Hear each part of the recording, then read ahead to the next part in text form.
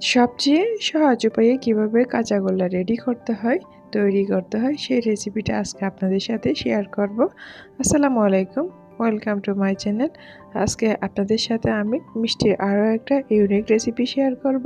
আশা করি আমার আজকের ইউনিক রেসিপিটা আপনাদের অনেক বেশি ভালো লাগবে। এই রেসিপিটা কম সময়ে আপনারা 10 মিনিটের মধ্যে বানাতে পারবেন, কম উপকরণে। যে কেউ একবার দেখলে এই রেসিপি বানাতে পারবে খুব সহজে। তো চলুন দেখে নিই ফুল রেসিপি।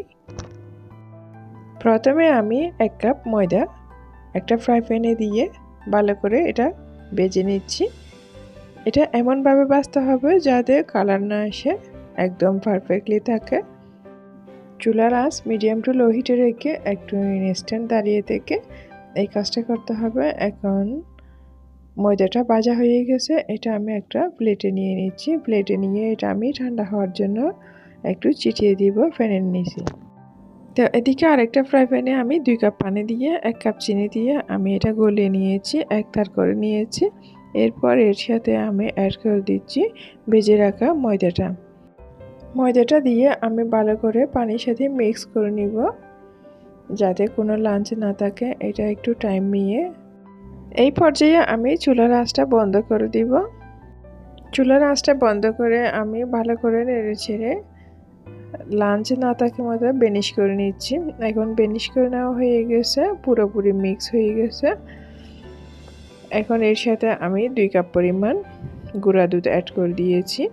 এখন গুঁড়া দুধের সাথে আমি সব কিছু ভালো করে আবারও মিক্স করে নিচ্ছি। এখানে আমি চুলার জালটা অফই রাখবো, চুলার জাল অন করব না।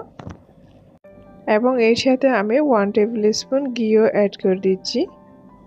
এখন সব উপকরণ দিয়ে আমি স্প্যাচুলা দিয়ে ভালো করে এটা বেনিশ করে নিব, একটু মতে নিব যাতে কোনো লাঞ্চ না থাকে। তারপর আমি এটা চুলা থেকে নামিয়ে ফ্যানের নিচে ঠান্ডা হতে দিব।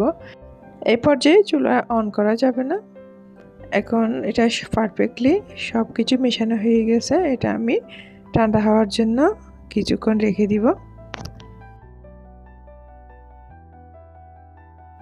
ঠান্ডা হওয়ার পর আমি এটা একটা ফয়েল পেপারের মধ্যে ঢেলে আরও একটু মতে নিয়েছি। এখন এর থেকে আমি ছোটো ছোটো লেচি কেটে নিচ্ছি। ছোটো ছোটো লেচি কেটে আমি কতগুলো গুঁড়া দুধের উপর ব্রেডে এভাবে সাজিয়ে দিচ্ছি। আপনারা চাইলে গুঁড়া দুধের পরিবর্তে মাওয়াও দিতে পারেন। এখন এখানে আমি গুঁড়া দুধ দিয়েছি। তো আমার আজকের শর্টকাট রেসিপিটা আপনাদের কেমন লাগতেছে সেটা অবশ্যই কমেন্ট বক্সে কমেন্ট করে জানাবেন। যদি ভালো লাগে একটা লাইক দিবেন, আমার চ্যানেলটা সাবস্ক্রাইব করে দিবেন, আর ফ্রেন্ডস অ্যান্ড ফ্যামিলির সাথে বেশি বেশি করে শেয়ার করবেন। এখন সবগুলা রেডি হয়ে গেছে। এর উপর আমি একটু করে গুঁড়া দুধ অ্যাড করে দিয়েছি। তারপরে আমি আর কতগুলো রেডি করতেছি, বাকিগুলো সবগুলো রেডি করে নিচ্ছি। তো দেখলেন তো কতটা একটা সহজ রেসিপি আমরা হাজার হাজার টাকা দিয়ে দোকান থেকে কিনে খাই।